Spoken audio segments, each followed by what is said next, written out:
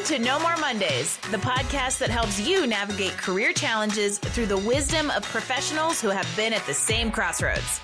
I'm your host, Angie Callen, and I welcome you to join me each week as I chat with leaders, entrepreneurs, and employees who are here to share their practical, tactical advice and some inspiration on how they arrived at career and life satisfaction. From job searching and career changes to going out on your own, we are breaking down barriers and providing actionable takeaways to help you take charge of your Mondays and ditch those Sunday blues. Welcome to No More Mondays. Hello, everybody, and welcome to No More Mondays podcast. As always, I am your host, Angie Callen. The lead in to today's episode is going to be just a little bit different because I'm going to start with a story. On a cold, snowy powder day at Snowmass the winter before last, Jim and I boarded the Alpine Springs lift along with a guy from the singles line. As locals do, we started chatting it up and figured out that we are actually both locals.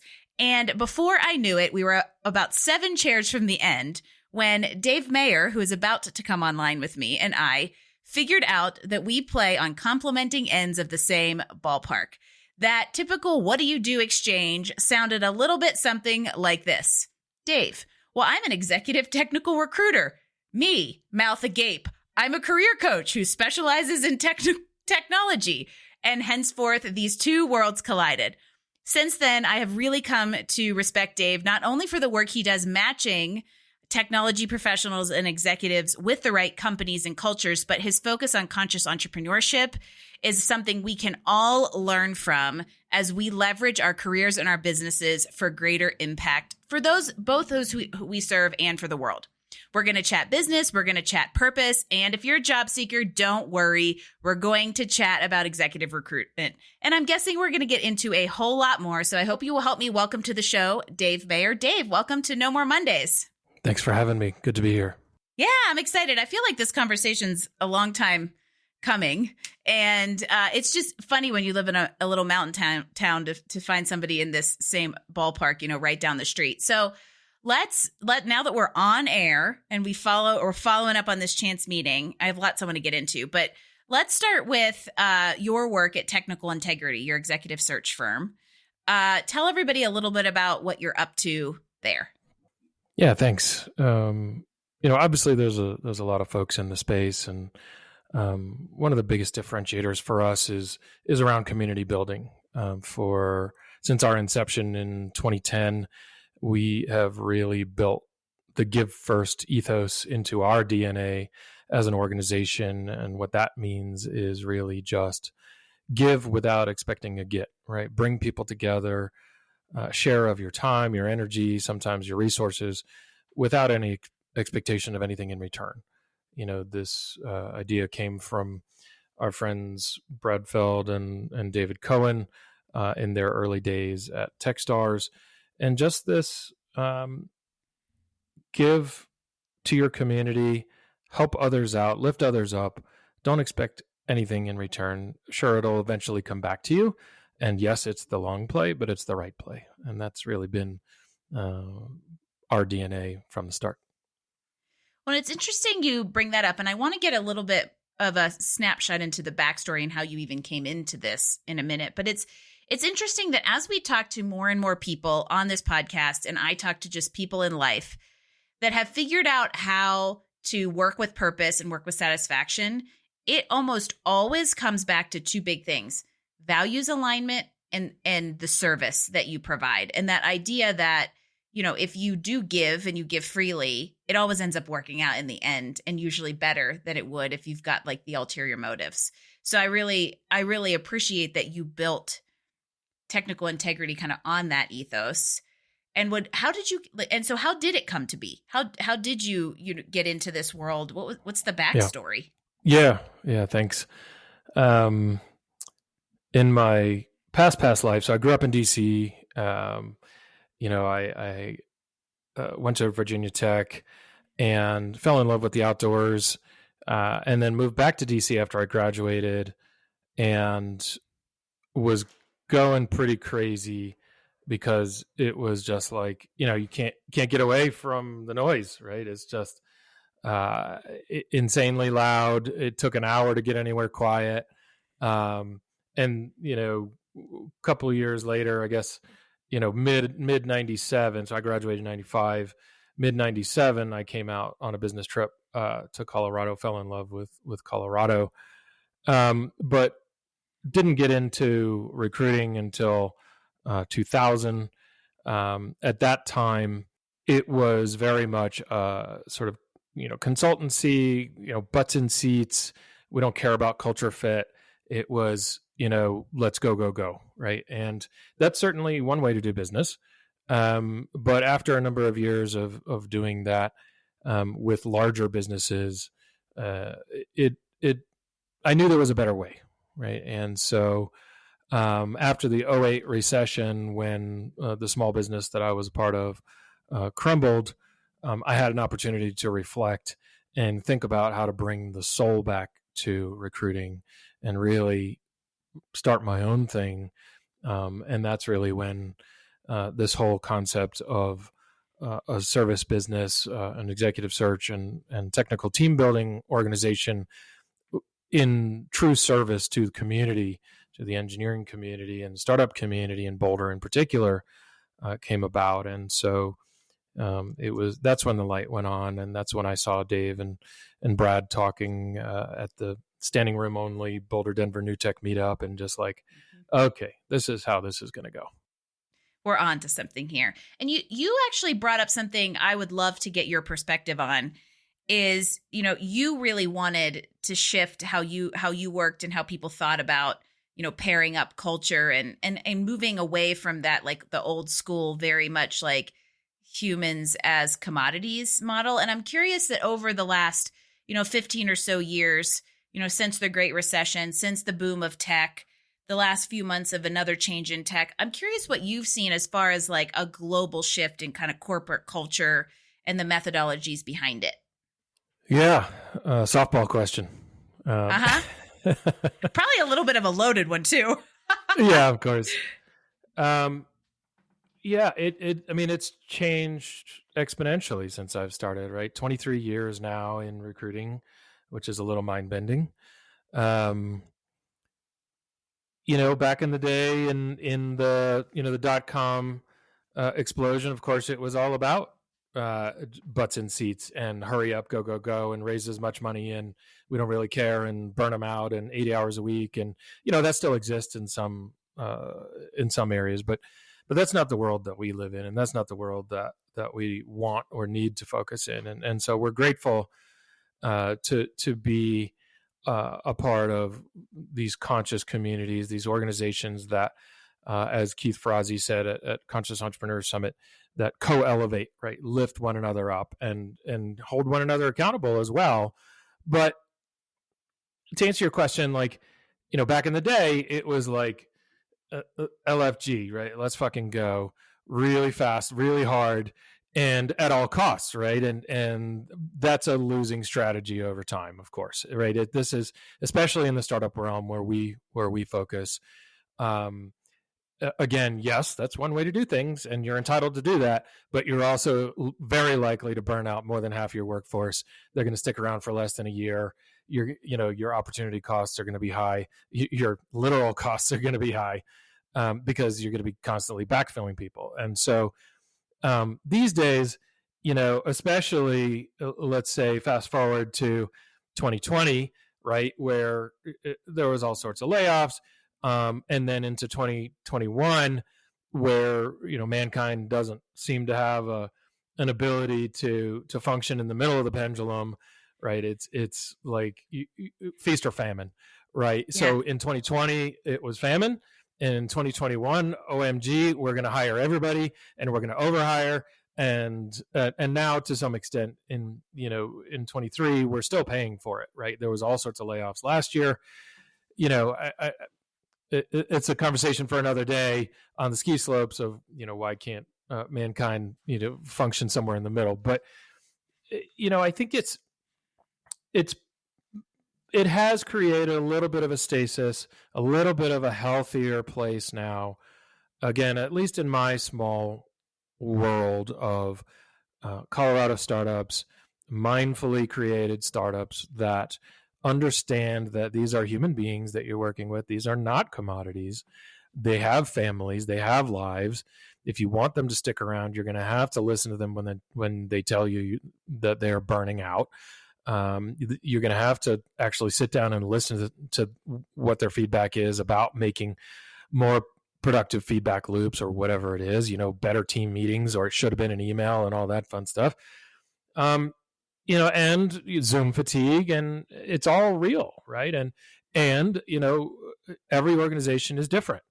And so, there's no one answer, I would say, but most of my clients still are currently remote first organizations or primarily remote organizations, and working on asynchronous communications. But there's also a handful. There was an AI startup in Boulder that was like, you know what, we're going to turn this on its head. It's been too much out of the office. A bunch of former Twitter folks.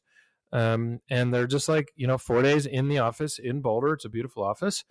And, let's go. Let's work together. Let's collaborate. But, one of the founders, my buddy there, is, bikes home at 5:01 to go take care of his 2-year-old. Right. And, so he leads by example in that regard.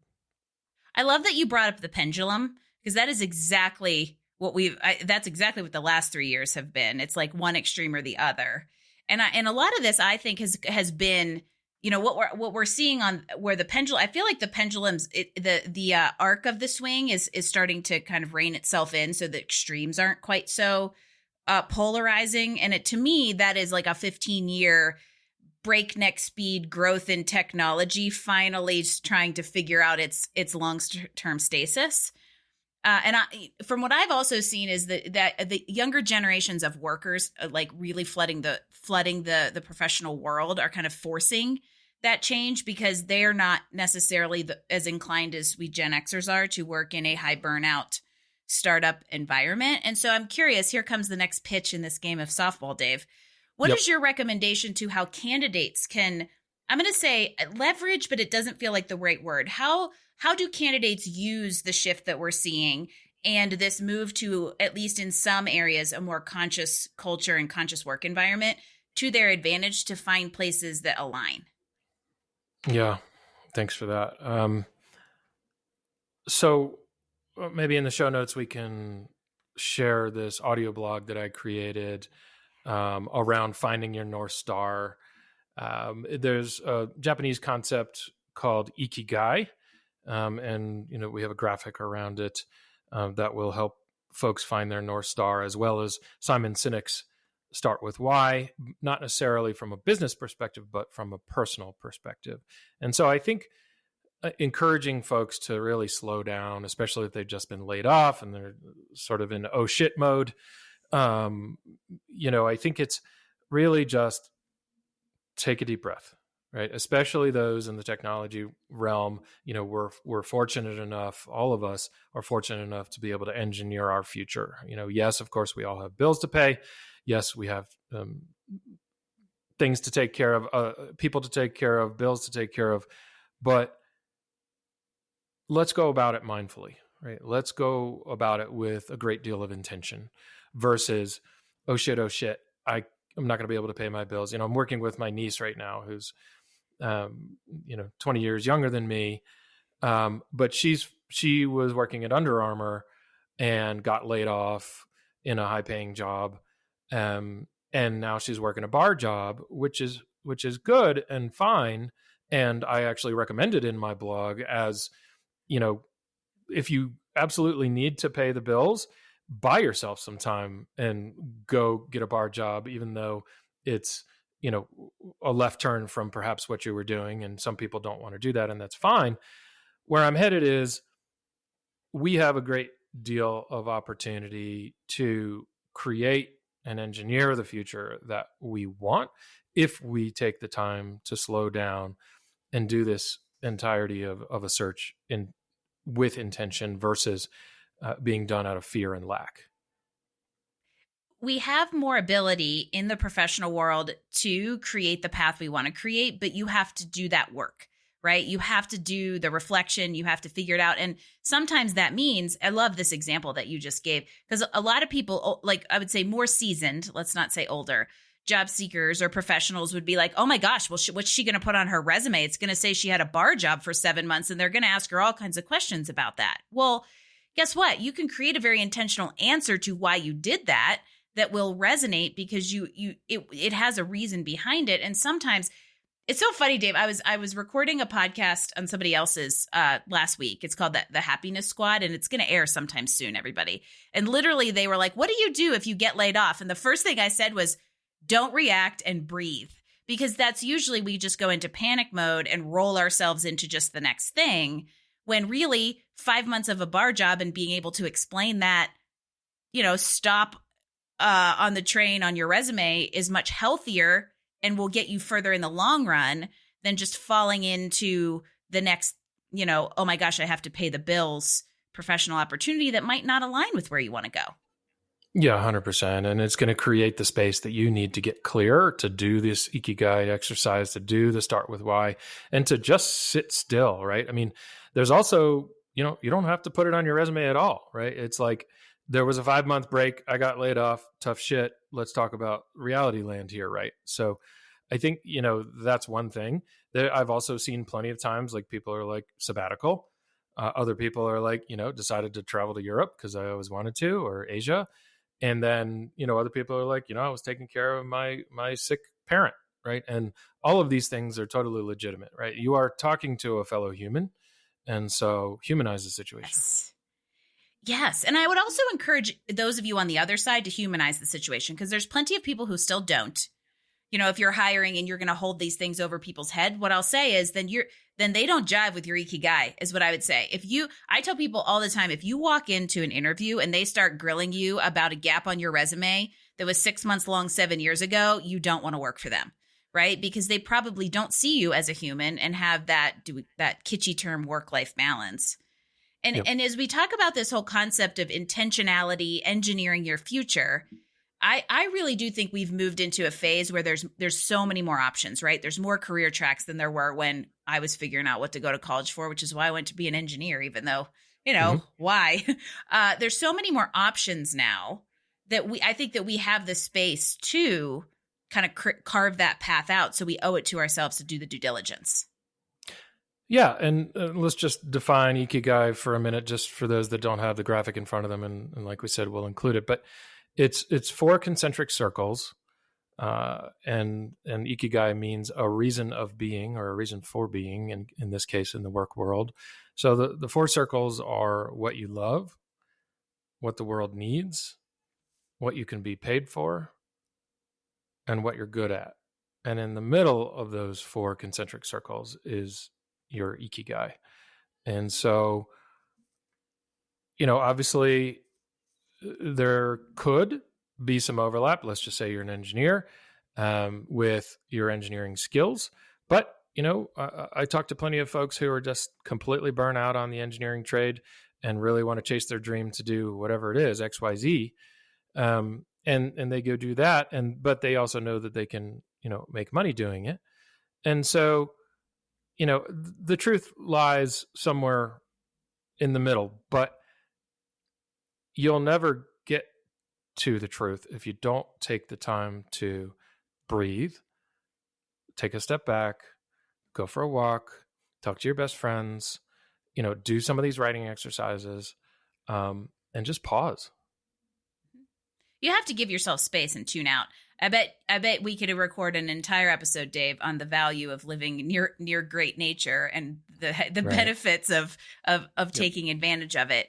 And I want to kind of use all of this as a segue to linger on a topic just for a second that I want to make space for, which is the idea that entrepreneurship, in my mind, has become one of those, let's call it, career tracks that is a lot more viable now than it was 20 plus years ago.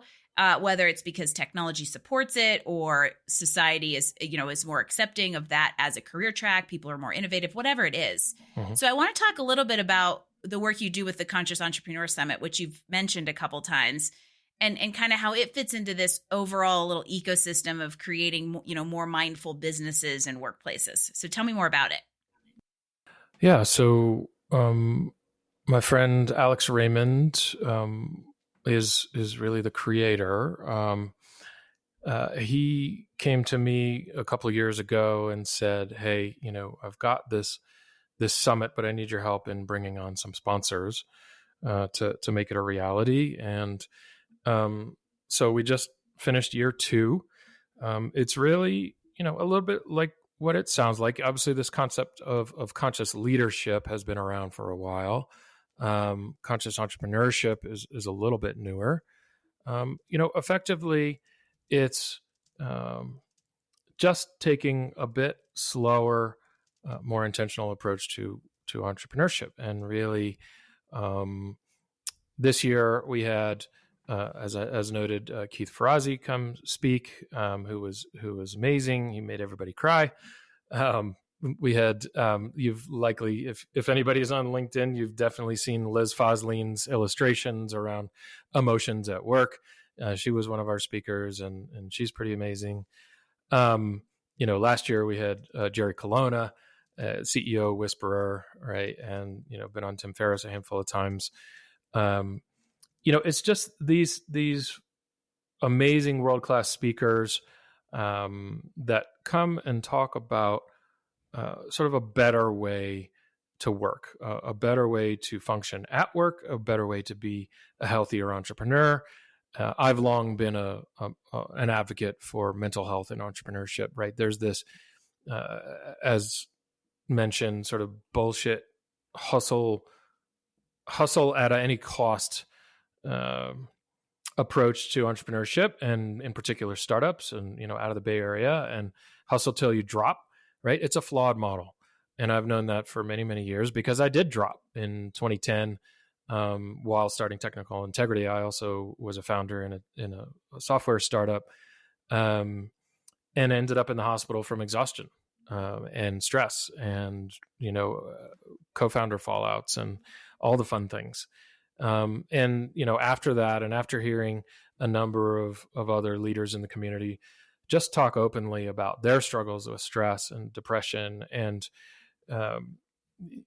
all the things, right, that are truly human, but nobody really was talking about in the mid 2000s. It gave me permission to be vulnerable. It gave me permission to be open about my struggles. And then I decided to really dig in and just say, hey, there is another way to be an entrepreneur. You don't have to burn out. You can do this intelligently. You can approach this, as a true leader, and show your teams what it means to be a conscious leader and to co-elevate, right? And to lift one another up. And you don't have to have this burnout culture. I think that's a really good message for all of those, really for anybody, because I think we all come from a professional, let's say, past that perpetuated that, like, burnout, the time that, you have to overwork. You're not valuable unless you're in the office 60 hours a week and all those kinds of things. And I think the irony of it, when we apply that to the entrepreneurial world, is that most of us want to have the freedom and flexibility of owning our own business, even if it's also as a function of putting our purpose or that, conjoining of the ikigai buckets out into the world. But then we also end up creating like our own little prison. We've all seen that meme that's, I'd rather work 100 hours for myself than 40 for somebody else. And that is the completely bass-ackwards way to do entrepreneurship. But I experienced it myself as well. In 2020, I started working like 70 hours a week because people's career blew up and they were like, oh my gosh, please be my therapist and my coach. And people's searches were taken forever. And I was like a shell of a human after 4, 5, 6 months of that, and realized that wasn't necessarily the way to do it. And that I was allowed to create a different, schedule, a different cadence, and a different pace for myself. And that didn't mean I was any less successful. And I think that it's amazing to perpetuate that message, not only within entrepreneurs, but within a group of entrepreneurs who are also, employing people as well. Yeah. Nobody's saying don't work hard. I think it's a little bit of, work smarter, and, put yourself and your family and your health first. And you are not your job, right? Whether you're an entrepreneur or otherwise. Ooh. So I think that old adage, work smarter, not harder, is 100% applicable now, because working hard does not necessarily mean more. Right. And in Hmm. fact, a lot of times it translates to more is less because you're less effective. And for those of you out there, you couldn't see my eyes get really big when Dave said you are not your job. And I bet you and I have found similar, I'm also East Coaster, got bit by the nature bug, came out here and was like, holy cow, why am I driving I-95 to ski in Maine when I can live in Colorado, right? But Yeah. I find that also as you move west, we tend to detach from that your job or your Yep. profession is your identity thing, because we have, and we're not dogging on New York Cityites here, but Hmm. out here we tend to have more hobbies that define us. And I think it's a way healthier way to identify with yourself, so that when you get laid off, you don't go into crisis mode because you just lost your whole identity. So I'm curious if you've seen that too. Yeah. I mean, when you spend, fill in the blank amount of hours at a professional opportunity, of course, I'm actually in the middle of writing a blog that, you spend a third of your life at work, right? I mean, of course, you're going to have some portion of your identity wrapped up in what you do. No question. I mean, it's inevitable. And hopefully you're doing meaningful work and you're doing something that you care about. It's not just another widget, right? So yeah, of course, there's going to be a sense of loss. There's going to be, if you're caught up in a layoff, you're gonna sort of feel like a part of you was torn away or is no longer part of you, and that's sort of further illustration on why you should slow down rather than go into panic mode, because it's an opportunity. It might be a challenge, but it's a massive opportunity to think about who you want to be next and how you, as I like to say, what you want to be when you grow up, right? And some people sort of look at me sideways when I ask that, but most people laugh, and it's because it evokes a thought of when you were 6, right? I want to be a doctor, I want to be a DJ or whatever, right? But you get to call the shots. It is an opportunity, and let's just say it was a dead end job or something that you weren't happy in, and you got laid off because whatever, the company ran out of funding, and or it was evident you weren't happy in the role anyway. Doesn't matter. The sort of Buddhist philosophy of begin again, right? You get an opportunity every moment of every day to begin again, and that includes if you're caught in a layoff. Yeah, and a lot of times those instances end up becoming blessings, and you needed to be pushed off that precipice. And when it comes to just to kind of wrap up that concept about job not defining you, it's not that your job does not define you. It's only a part of your definition. And your overall self and value and satisfaction has more components than just your vocation. And I think, kind of our message and what everything here trickles into is this idea of it being intentional and identifying all of those components, because that's where fulfillment comes from, right? If you try to find all of your meaning, or you attach all of your meaning to your job, you're missing out on other aspects of life, and you're also putting too much pressure on your professional aspect of your overall existence. And I think that's where this idea of being mindful, not only about the workplaces we're creating, but the workplaces that you're in, is kind of a recurring theme here, which brings us perfectly to our next segment. So shall we continue the game of softball that we're playing on and off throughout this conversation? Please. Okay, cool. So applying everything we've talked about so far, how can job seekers bring this concept of integrity and mindfulness to their job searches and to how they show up in the workplace? So how they show up in the workplace or in their search? I kind of want to get both. So can we make this a 2-part question? Sure. So let's presume still currently employed. I think there's a lot of folks who are averse to having difficult conversations at work, especially with somebody in a position of power, whether it's CEO or they're just their sort of inline boss. I would encourage folks to really invite a deep dive conversation, perhaps outside of the office, whether it's coffee or breakfast or something that's not normal for you and your boss or you and the decision makers in the organizations. So, a change of setting. And perhaps you can or will have taken some initiative prior on something that's important to you, within the organization that you want to bring to their attention or think could be an opportunity for the organization, or you can make their life easier, whatever it is. And, or, the other way is like you're sort of uncomfortable with something that's being, the way something has been done, or you feel like you're not being heard or your team isn't being heard, then, being willing to have difficult conversations in a respectful manner, but also obviously coming with solutions. I think, obviously these are very different kind of conversations in larger organizations than they are within small startups. Hopefully by and large management has open door policies, but I think really taking it upon yourself to engage in constructive, hard conversations will always result in positive things, no matter how uncomfortable they are in the short run. Yeah, and I'll jump in, and then I'll keep you accountable to answering this from a job search perspective too. But I think there's this concept that you're just this, like, a lot of people fall into that, like, I'm just one person, I'm not going to change anything. But we all know one person who's changed a whole lot of things about this world. And so, in the snapshot of what Dave just said, it's basically grow some cojones to go approach the powers that be to have the conversation, change up the environment so that everybody can get into that headspace. But you have to come to it. You have to come at these with solutions so that you're not just the town crier. Right. And I think that's where a lot of people are good at complaining, but they don't ever necessarily sit down and say, hey, maybe I could be part of a solution to that, let alone then taking that proactive step to go and suggest it to the powers that be. You might get buy-in, you may not get buy-in, but you'll know you at least did your small part in attempting to fix whatever X is.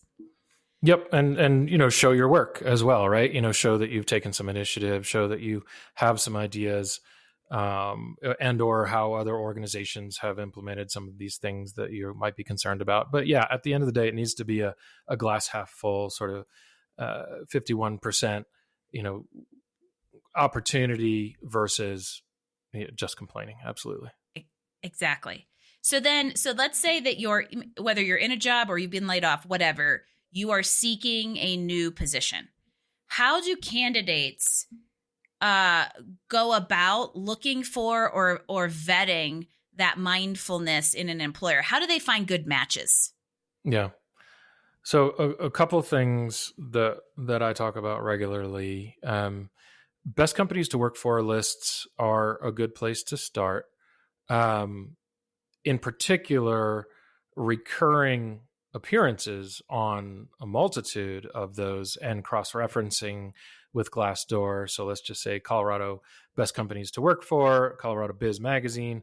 Then there's Outside Magazine has the best companies to work for, and Glassdoor. And so you see that X company appears, 3 out of 3 years on each of those lists and has a 4 out of 5 star rating or 5 out of 5 on Glassdoor. That's a pretty good indicator, right? Obviously at the same time, the opposite side of that is be careful a little bit, buyer beware. If you saw one organization appears 1 year on one of those lists and not on any others, because it is possible, not often, but it is possible to game those systems, where a company-wide memo goes out and says, everybody tell how, tell the world how awesome it is to work here. And everybody writes a letter, and then, all hell breaks loose, and then it becomes not a great place to work. I'm just saying, obviously do your homework, right? And cross-reference. So that's the first part of it. The second part is build community, right? Just like we do, just like, go to meetups, and really these go hand in hand, right? You have done your homework. You've identified your top 5 based on the cultural attributes that are important to you, based on their leadership. You've really dug in and done your homework. You see that they're on these these lists, you see that they're active in the community, and then you go out and actively engage with them, right? You see that the CEO or the CTO is speaking at a local meetup, or that they're at Boulder Denver Startup Week or West Slope Startup Week coming up here in August. And you just go introduce yourself, right? And just bring up what's important to you straight up. Like, hey, and I don't know that I would start with, hey, I'm looking for a job. It's, hey, I'm really enamored with how you have, spent a lot of time in building your core values as an organization. And here's one that resonates with me.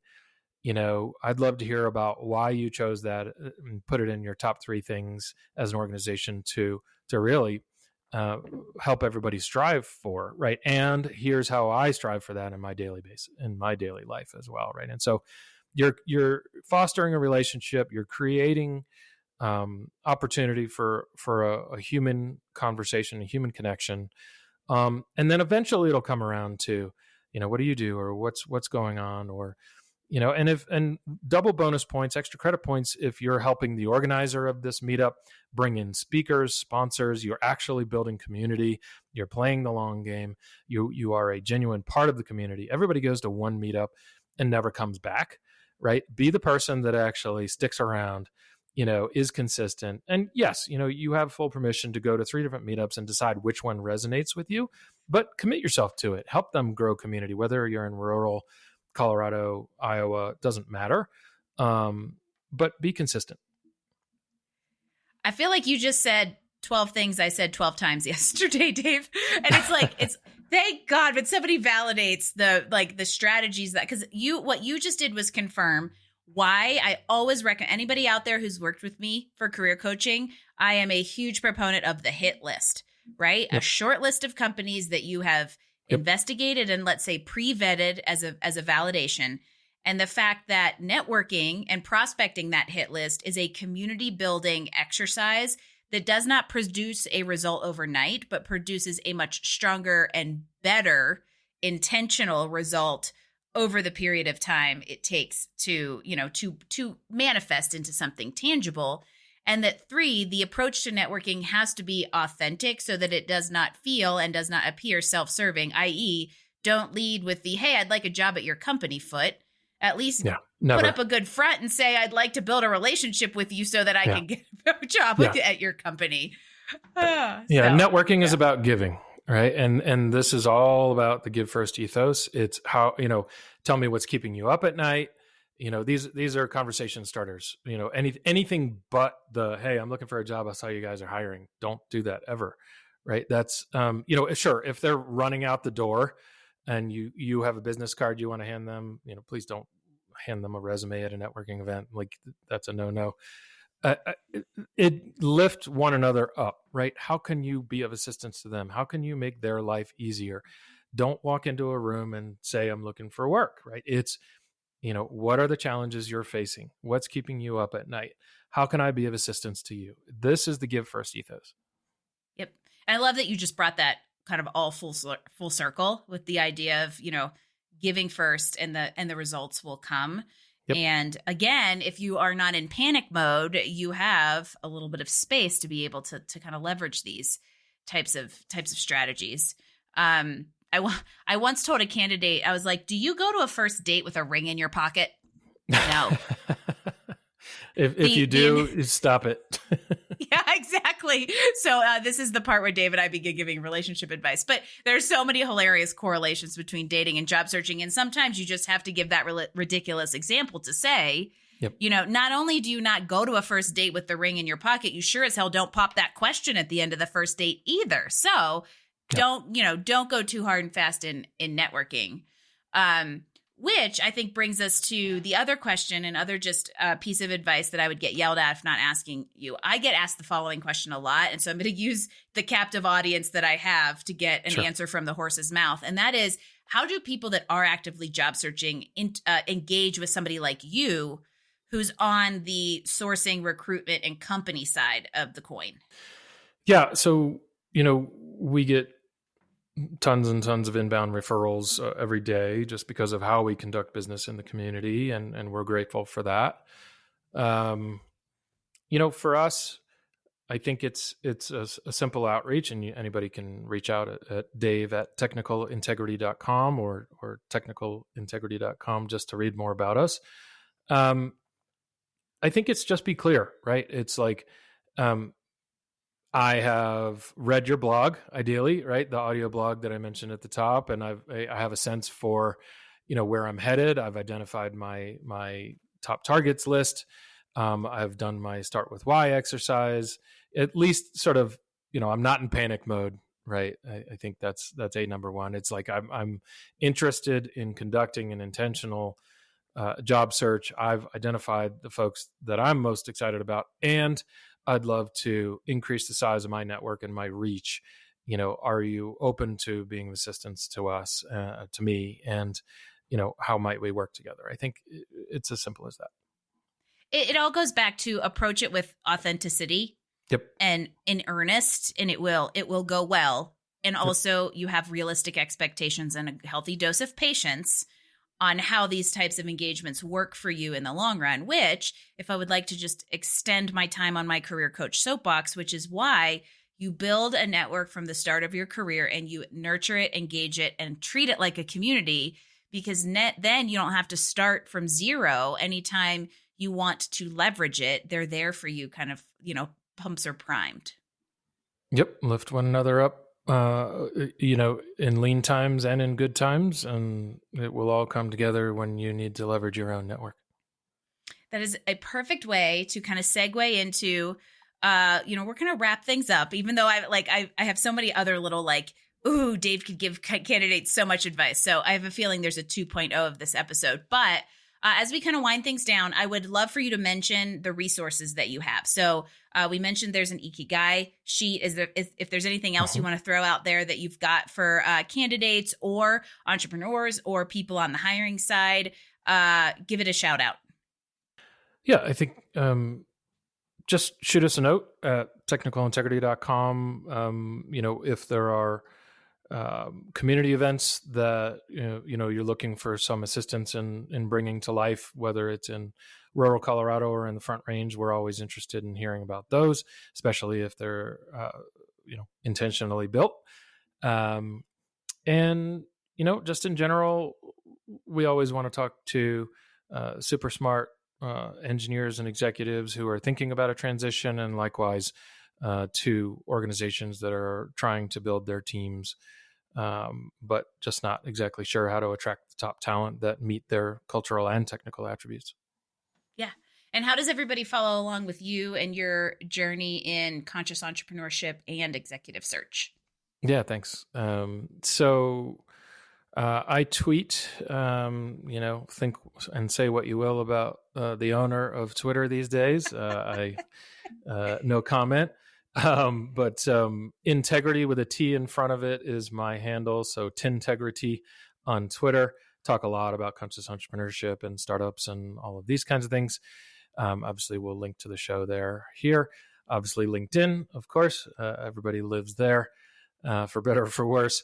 And then consciousentrepreneur.us is our website, but our LinkedIn group is growing and active on.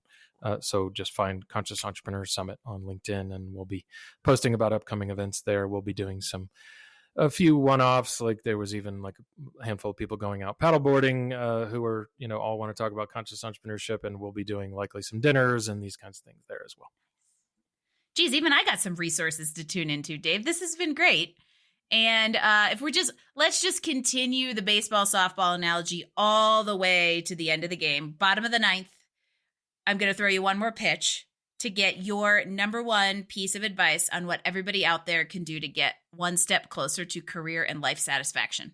I think, we tapped into it a little bit, but truly your intuition is never wrong. But most people don't sit still long enough or create the space to really listen to what's coming up for them. And so slow down, breathe, get outside, even if you live in the city, put your headphones on, go for a walk, hang out with friends that know you well, bounce ideas, do some writing, do some reading, watch your favorite movies, see what comes up for you about, and especially if you've got perhaps even 3 offers, listen, do your pros and cons list, but really listen to what your intuition is telling you, because it's always right. Give yourself time to be the human that you are, right? Versus the robot that I think we sometimes become as we just methodically and mechanically go through life. Because I think you'll be surprised what you find out about yourself if you give it the awareness and the space. So I think that's an amazing piece of advice and an excellent pearl of wisdom that will help both your life and your career. So you knocked it out of the park. Mic drop on the sports analogies for this episode, everybody. There we go. I like it. Maybe the grand slam is, if you're choosing between 2 opportunities and one is more money and one is more meaningful work, there's no discussion. Take the more meaningful work every time. You hit it out of the park, Dave Mayer. Thank you so much for joining me on this episode of No More Mondays. There is some great advice and just, I would say, great inspiration at the same time, right? So we definitely melded kind of aspirational and tactical at the same time. And I appreciate you being here and taking your time to share all of that with everybody out there. Thanks so much for the opportunity, and we'll see you on the slopes. Oh, yeah. Even though it's like 90 degrees here. But hey, we always love talking to people who have successfully navigated their own career crossroads. And it's even better when they're helping others do the same. So I hope you will check out Dave, the important work he's doing through technical integrity and his contributions to the Conscious Entrepreneur Summit. Show notes, all these links. There's some name drops here we're going to link to, some books I think we're probably going to link to. So there's a ton of resources coming your way. If you head on over to nomoremondays.info, you can grab those, leave us comments, feedback, drop a guest suggestion. And in the meantime, I will see you next week for another episode of No More Mondays podcast. Thanks for joining us for another episode of No More Mondays. Tune in next week as we bring you more insights and actions to help you improve your life and career. Don't forget, visit us online at nomoremondays.info to get all the details, show notes, and recommendation from this episode. No More Mondays. We drop new episodes every Wednesday. No More Mondays is brought to you by Career Benders, Inc. in partnership with executive producer Jane Durkee. For more information about career coaching, resume writing, personal branding, recruiting, and entrepreneurship coaching services, visit us online at careerbenders.com.